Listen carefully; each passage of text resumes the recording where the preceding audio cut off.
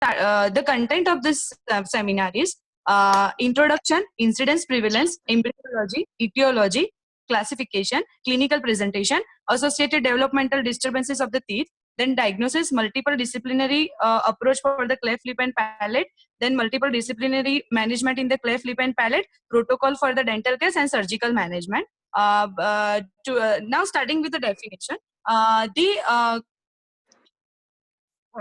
starting with the definition, the cleft. What is cleft? The cleft is a split or deviated, which is refers to the muscle, skin, and bone. The cleft lip, which is also called as a congenital deformity of the upper lip, that varies from the notching to a complete deviations of the lip, or any degree of the clefting can exist. Now, cleft palate. A cleft palate, it is a congenital split of the palate that may extend through the uvula, soft palate, and into the hard palate.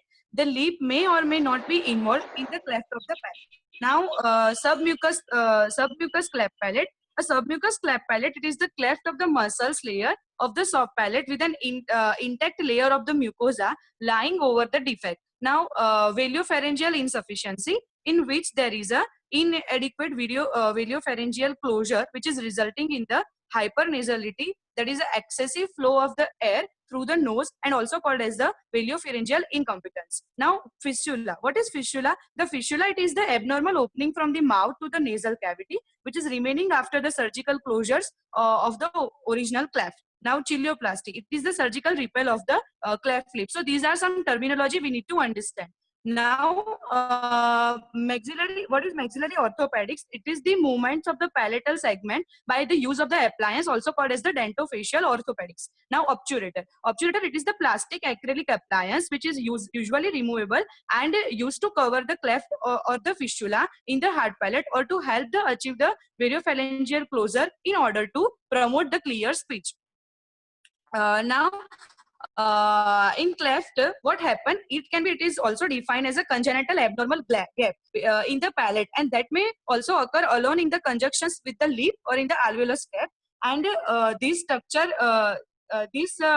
structural defect of the facial oral complexes may vary from the slight notching of the lip or a small cleft in the uvula, which is complete the separations of the lip and the absence of the participation between the oral and the nasal cavity. So there are also usually these conditions are also not usually life-threatening unless which is associated with some syndrome which is having other systemic complications. Also, the clefts are usually associated with such malformed teeth, malocclusions, impairment of the speech. Also, there is some middle ear infection and a high susceptibility to the upper respiratory infection. Also, children affected with this anomaly are the handicap right from the birth. Also, for the breastfeeding, degglutinations and improper growth. Also, there is a development of the maxillary and overall face development affecting, which is also affect the total personality of an individual. Now, in the ancient time, the cleft lip and palate deformity was considered to be due to the effect of the evil power or due to the effect of the solar eclipse on the pregnant woman. Now, also in many communities, these children were supposed to bring a good fortune for their family. Now, in the tribes, the children were left alone to die. So these are some myths associated with this. Now, the historical perspective, like AD 1000, the ancient Egyptian writings there indicated that the speech difficulties due to the cleft palate and the conditions to have been not uncommon among the primitive peoples. In 1561, a pair described that the making of the obturator to fill the cavity of the palate. There are records of the attempt to repair a hair lip. Now, in 1764, according to the Lee Monnier, the first operated a cleft of the palate surgically and mainly to facilitate the eating and the drinking. Now, in the 1826, by the Deffinbatch, suggested the separations of the soft tissues of the palate from the underlying bone, and when attempting to repair the hard palate. In 1844, the Fergusons suggest the advancement of the cleft palate. In 1862, von Langenbeck suggests the using the median suture were among those surgeons who contribute notably to the surgery at that time. Now, in 1923, according to the Brophy, it suggested that the midline structures would be simplified if there is a palatal gap were first narrowed by the compression. In 1930, Victor Vehu has suggested that to use a various method to to elongate the soft palate. Sometimes it is described as the pushback operations. Now, in 1942, according to the Edersons, it is conducted that the extensive studies of the genetic pattern and found two different hereditary genes. In 1943, American Cleft Palatal Association, they have bring together the members of all the various professions to contribute to the knowledge of the cleft palate and its treatment. And according to the 1950 R. Millard, in 1950 R. Millard, there is a compressive cleft lip repair procedure identified. Now, starting with the pathogenesis of the clefting, there is a Victor Vehu and later developed by the Stark in 1954. What happened? There is the upper lip and the jaw are formed by the penetrations of the mesoderm between the layers of the pre-existing epithelial membrane, which is formed by the invaginations of the oral pits. And the mesenchyme mainly originate from the neuroectoderm at the neural crest, and it migrates from the back of the head by the three roots. Now, in this figure, we can see there is a three root. The first root, which is the first root is the over the top of the developing the head, which is down into the central part of the face, which is also called as the frontal prominence. And the other two roots are the round of the side of the head into the areas of the developing cheeks. As we can see in this figure, as the mesoderm penetrate between this layer of the epithelium, it gives to the surface swelling, which is known as the medial and the lateral nasal processes and maxillary processes. So the congenital cleft of the lip, alveolus, anterior palate is due to the failure of the mesoderm and subsequent breakdown of this unsupported epithelial membrane, and they are do not failure of the fusion or a separated process. Now, there are some theories also are associated with this clefting. According to the Dorsey, he has hypothesized that the failure of the fusions between the medial nasal and the maxillary process, which leading to the cleft lip and palate. According to the Vehu hypothesis, there is a failure in the growth of the mesoderm between the two palatal strays. Also, there are some factors which are associated like alterations in the intrinsic palatal forces, then also some excessive head width or diminutive palatal slaves. Also, there is excessive tongue resistance. Then if there is a no fusions of that both the slaves, also there is a fusions of the slave, but there is a subsequent breakdown of that epithelium. Also, there is a failure of the tongue drop. Means while there is a, I will later on explain that how the palate is developed, but at that time the two palatal slaves which are come too close together to form the vertically, sometimes it's a hamper the growth. So it is also the one of the reason of that. Also, there is a inclusion cyst pathology. So these are some theories and affecting factors which are leading to the cleft lip and palate.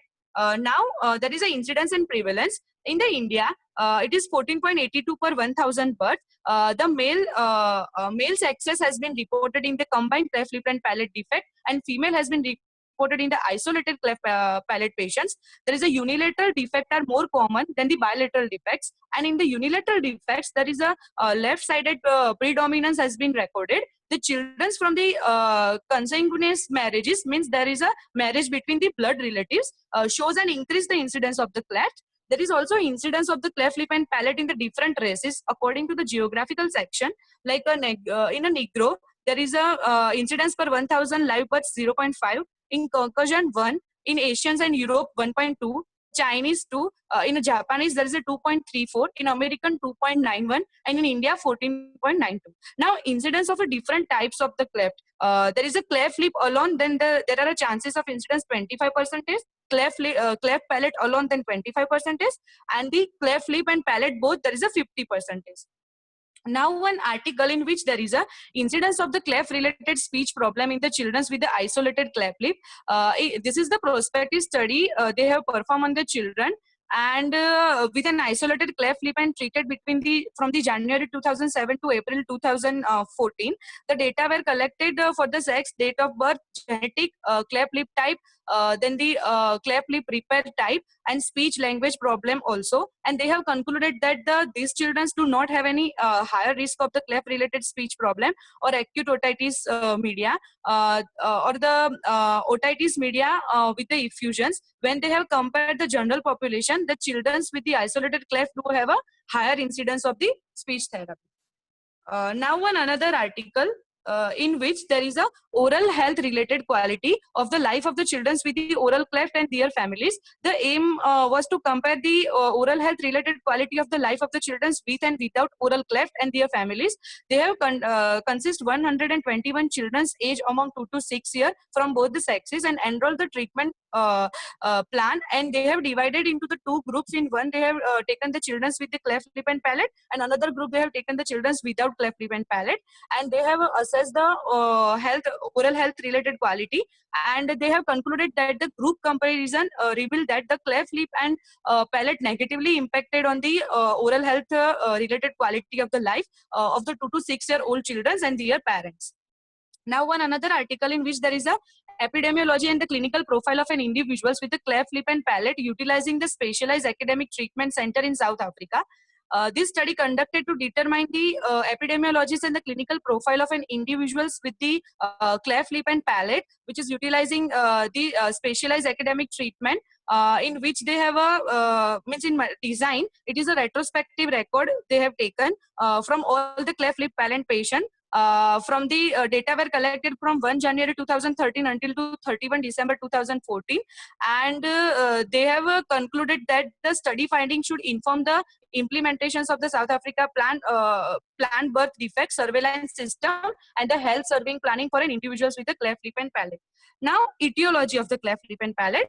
There are so many factors which are affecting, mainly the genetic. It is the number of the genetic mutations which have been implicated in the developing of the cleft lip and palate, and the most common being is the MSX or the home box gene, or also there is a folic acid receptor gene.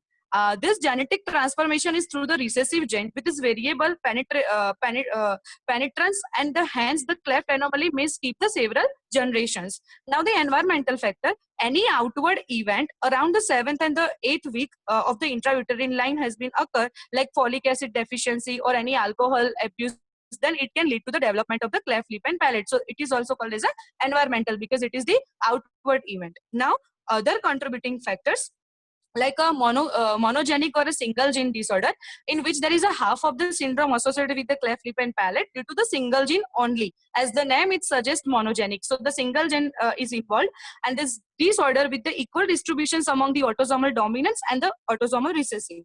Now, polygenic or a multifactorial inheritance means there is an involvement of the several gene.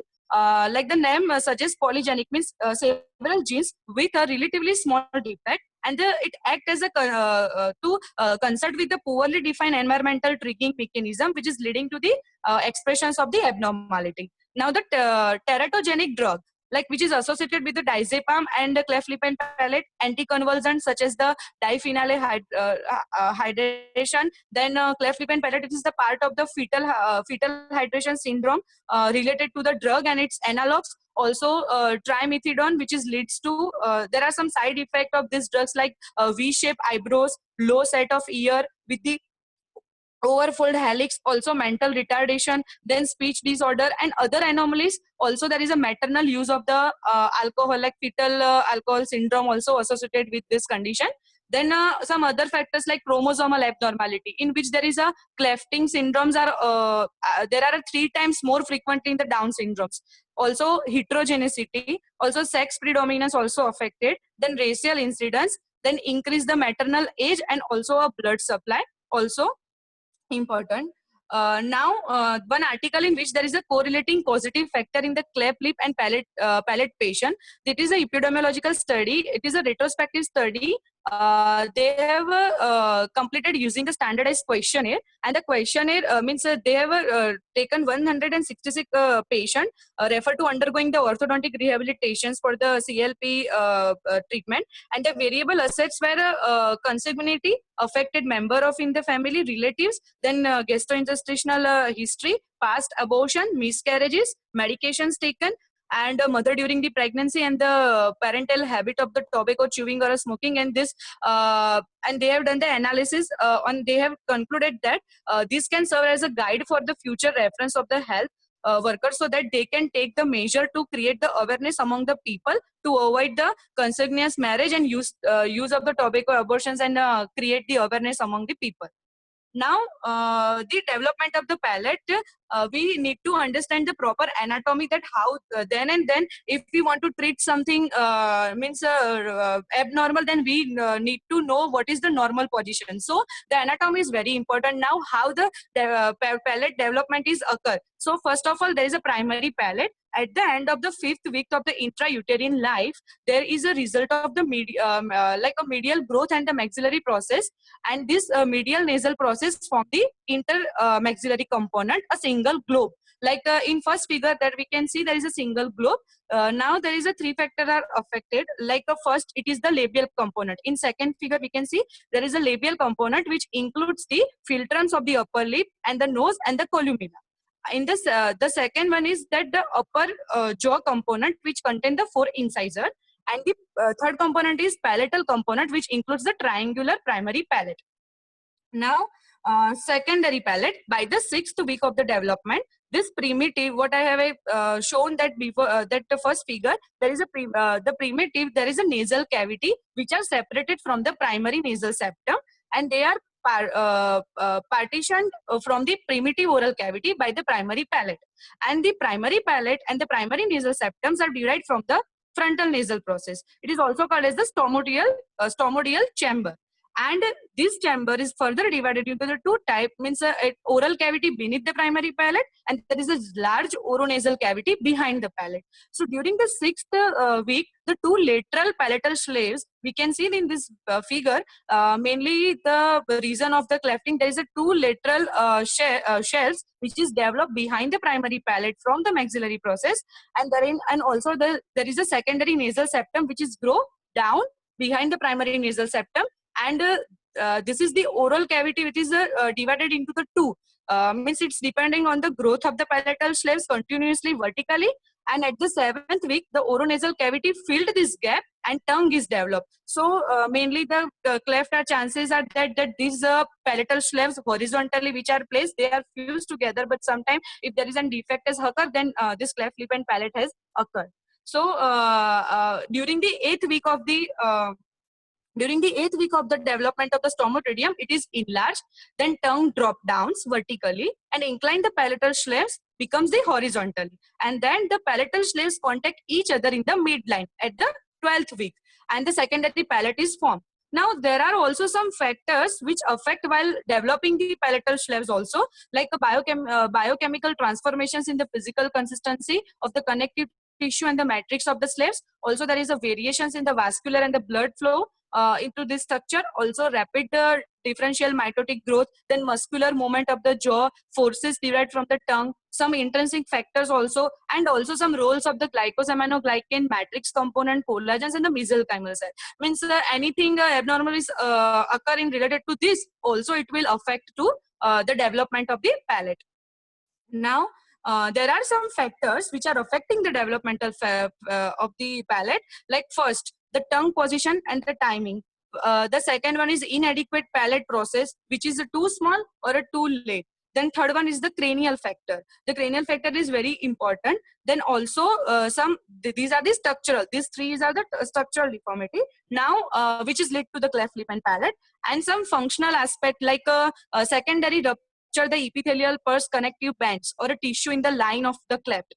Then also there is a inadequate shell forces, and also there is a failure of the epithelial degeneration, and epithelial cyst or a mesoderm growth failure. Means as I have told you before that if there is an proper maxillary process or nasal septums are not fused to properly together, so there will be chances the cleft formation. So there is a failure of the epithelial degeneration. So these are the reasons which are leads to the cleft lip and palates. Now, classification. The simplified classifications of the cleft lip and palate is the complete or a incomplete, unilateral or a bilateral. Then sometimes a lip only involved, lip and the alveolus. Then lip, alveolus and hard palate, lip, alveolus and hard palate and soft palate, and the soft palate only. Now, according to the Davies and the Reaches classifications in 1922, they have categorized into the three groups. Group 1, they have consist the pre-alveolar clefts in which there is a cleft only involved to the lip. Maybe it may be a unilateral, bilateral, or a median. Then in group 2, they have consist the post-alveolar cleft, means degree of a hard and the soft palate cleft, which is extend to the alveolar ridge. Then in a group 3, alveolar clefts, they are complete clefts which is involving the palatal, alveolar ridge and the lip, also categorized in unilateral, bilateral and the median. Now Vehu has classified in 1931 according to the two, like morphological and embryological. In morphological, they have categorized 4 groups. In group 1, there is a cleft of the soft palate only. In group 2, there is a cleft of the hard palate and the soft palate till the incisive foramina. In group 3, there is a complete unilateral cleft of the soft palate and hard palate and the alveolar ridge and the lip on the one side.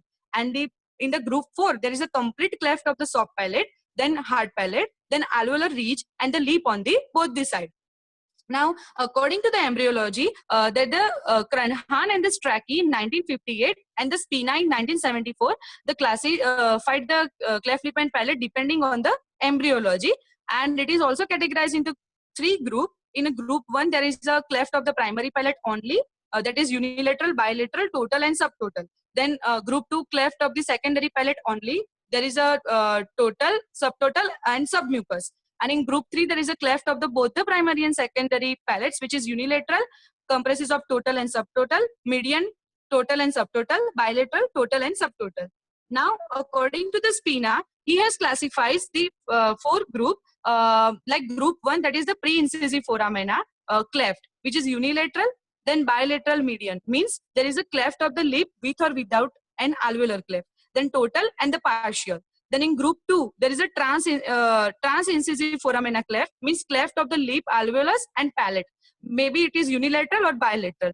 Then group 3, that is the post-incisive foramina cleft, means total and partial. Then in group 4, it is the rare facial cleft. Now, according to the Fogg and Anderson in 1942, they have classified into the 3 groups. Group 1, they are a cleft of the lip, maybe single or a double. In single, there is a unilateral or a median cleft, and double bilateral cleft. In group 2, they have categorized the cleft of the lip and the palate, maybe single, unilateral cleft, double, bilateral cleft. And in group 3, they are the cleft of the palate, which is extending up to the incisive foramina.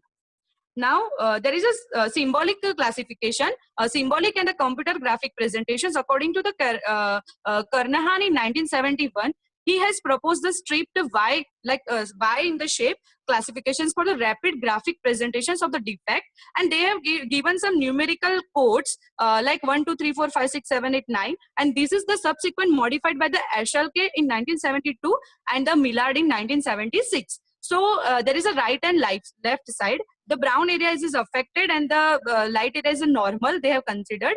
And they have considered that if there is a 1 and 4 code, then the lip, then 2 and 5, then alveolus, 3 and 6, then hard palate or anterior to the incisive foramina. Then 7 to 8, that is the hard palate. And 9, it is for the, they have, and 9 for the soft palate. And these middle portions between this Y shape, the round which is seen, it is, they have called the incisive foramina.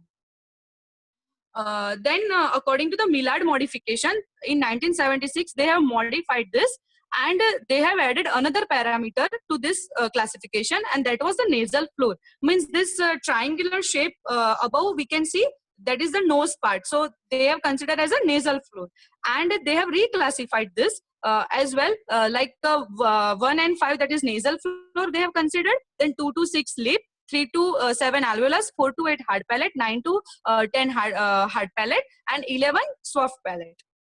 Now, one another classifications by the V Teaser system of the classifications of the orofacial cleft, and they have a there is a one oblique central line is there, and they have given the number from 0 to 14, and then they have given this number according to the area of the involvement of the structure, like facial structures, like a cleft, only cleft for 0 to 14.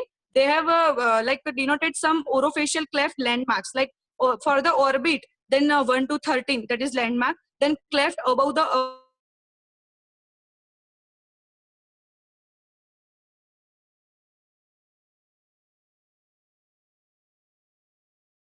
facial cleft, and the defined closures with the extensive form of the face to cranium. So they have given some numerical number, so we can make out that what kind of a defect is that by these classifications, mainly considered to the orofacial clefts.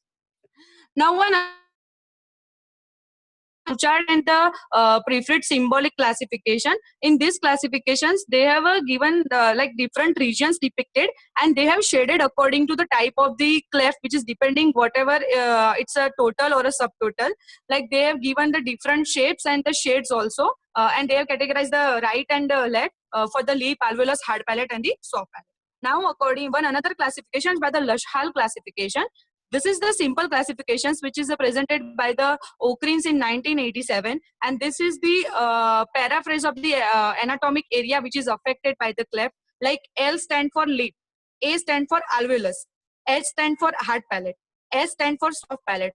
So the name itself suggests these classifications, the Lush-Hall, and this classification is based on the fact that the cleft of the lip, alveolus, and the hard palate can be bilateral, while cleft involving the soft palates are usually unilateral.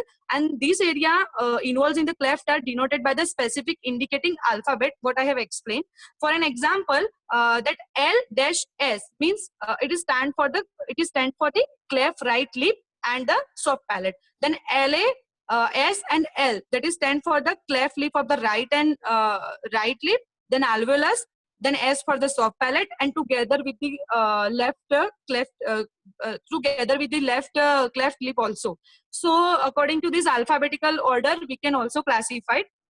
Then some clinical presentation, like when we examine the patient, we should put the patients into the dentist lab, and we should make the parent sitting in front of the dentist, and the head of the patient is slightly tipped, and we should examine.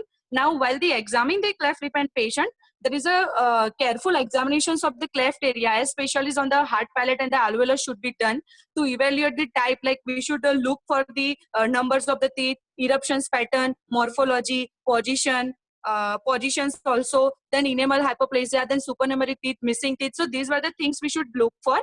Then clinical presentations, like in first picture we can see it is look like a normal. If there is a in a lip there is a deformity, then cleft lip, then it is a bilateral, then cleft palate also, or also there is a cleft lip with the partial palate involvement or a bilateral involvement or the full involvement we can see. Now unilateral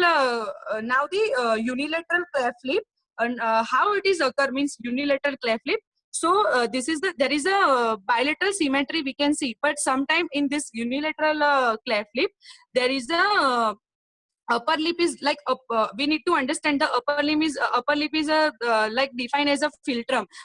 In a philtrum there is a also like a bow shape or a cuspid bow shape or a cuspid inner shape, and also the columella. The columella, it is the right and the left nares which is separated by the midline structure. So what happen in this unilateral cleft lip? There is a philtrum which should meet at the columella, but in the this cleft lip, this unilateral cleft cases, there is a discontinuity is found, and somewhat the philtrum is not meet to the columella. Rather than it is meeting to the columella, there is a piriform plate or the rim which is associated to the it is attached to the defect side or adjacent to the defect side, and also there is a orbicularis muscles are there, so which is from the upper portions of the bulk of the cheek. So what happened? This orbicularis muscles and this piriform rim and maxillary process are rather than fused to the opposite side, they are joining or adjacent to the defect side. So what happened? These forces are divided into the nasal septum, and this nasal septum, there is a musculature forces which is deviated the nasal septum on the non-cleft side. So there is a like this, there is a unilateral cleft is occur. Now the bilateral cleft, if this defect are associated with the, both the side, so there is a bilateral cleft is occur. Now there is a complete unilateral cleft. This defect is continuous posteriorly, which is involving the dental alveolus, hard palate, and the soft palate. Now we know there is a soft palate. It is mainly consist of the musculature part. So if there is this defect of the palate is a continuously posteriorly, then we can see there is a complete unilateral cleft lip and palate. And if it is associated with the bilaterally, then the complete bilateral cleft lip and palate. But what happened in this? How means the cleft defect has occurred? There is a soft tissue, soft palate is there. Now main two muscles are there, like levator veli palatini and the levator and the tensor veli palatini. So levator veli palatini, what it is does, it's elevate the soft palate, and it try to means while the speaking and the swallowing try to close this gap. But in the tensor veli palatini, what it does, it allow the levator means it allow the ischion tube open while speaking deglutition and the swallowing. So what happen in cleft cases, these two muscles are unable to fuse with the opposite side, and instead they are attached to the posterior free edge of the hard palate. So there is an obvious cleft formation is formed. So the nasal septum is associated with the non-cleft side, while this is associated with the cleft side or adjacent side. So there is a clear-cut clinical cleft has been occurred. So how this is the complete unilateral cleft is formed. Now, one another presentations of the cleft lip and palate is a median cleft and the unilateral cleft involving eye. Means sometimes they are involving the eye. We can see in this figure.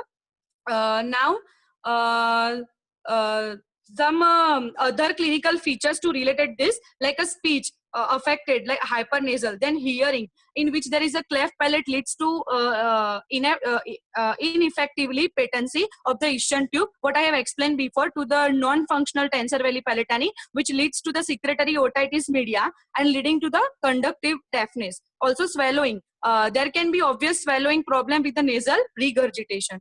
Also, there is some associated conditions like presence of the midline ear disease with the attending hearing loss in children. Then otitis media develops quite early in the most.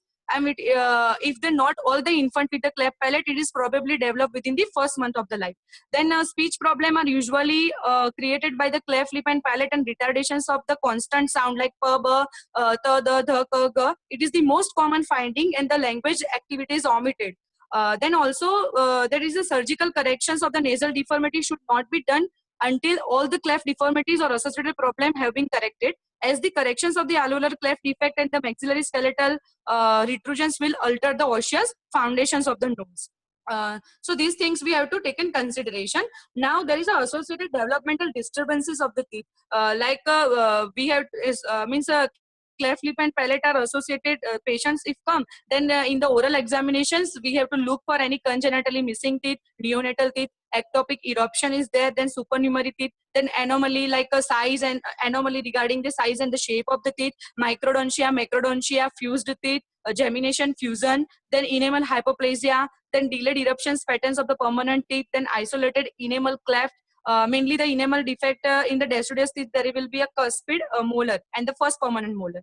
Then also this child means have a feeding difficulties also, and a deep bite, cross bite and crowding, and also spaces. Now one article in which there is a prevalence of the hypodontia in the unilateral and bilateral cleft lip and palate patients inside and outside the area. It is the case control study, and in design they have taken 233 patients, and control group was compared 1000 subject, and it is the descriptive analysis, and they have concluded that the higher prevalence of the dental agenesis in the maxillary dental arch is explained by the cleft defect, and the higher prevalence of the mandibular second premolar agenesis can't be explained by the anatomical defect. And they have suggested a multifactorial etiology including environmental and genetic factor of the condition.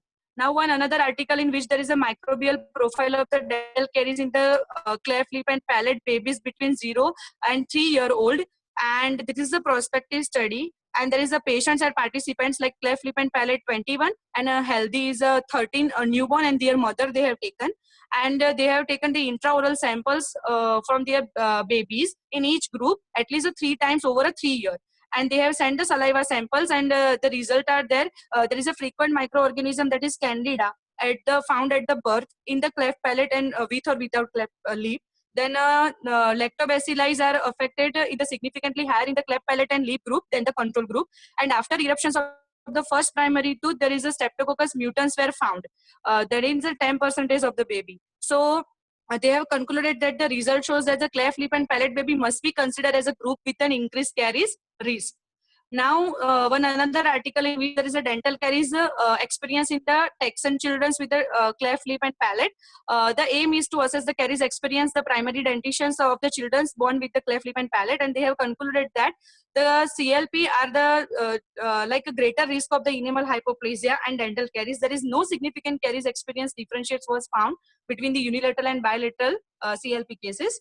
Now there is a factors which are responsible for a unfavorable dental arch relationship in the non-syndromic unilateral cleft lip and palate children. In this, they have a aim of the study is to evaluate the arch relationship of the Bangladeshi children with non-syndromatic unilateral cleft lip and palate following the chilioplasty and the palatoplasty.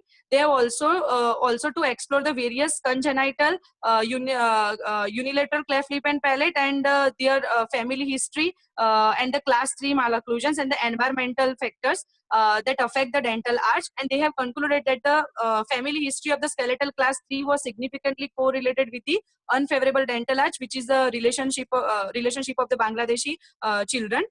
Now, one another article in which there is a delayed maturations and reduce the crown width of the permanent first mandibular molar in all the subgroup of the cleft lip and palate. In this design, it is the population-based study, which is comprises of 44 children, in which there is a 183 with the cleft lip and palate, then 117 incomplete, and 41 with the unilateral incomplete cleft lip and palate. They have served as a control, and they have taken the pre and the post lip closure at 2 to 22 months, and they have concluded that the delayed folic maturations and increased folic per crown per tooth size were found to be the part of the congenital traits which is characterize the individuals with all the types of CLP and not the result of the surgical heterogenics. Now, there are associated conditions with this cleft lip and palate. There is mainly the chief complaint, it is the deformity of the face. If parents comes to the dentist, the main chief complaint is the deformity of the face, then unable to feed, and while the parents are feeding that their nasal regurgitations and the fluids. Also means dental problem, what I have explained, that supernumerary teeth, then enamel hypoplasias, enamel defect, gemination, fusion, teeth size discrepancy, all I have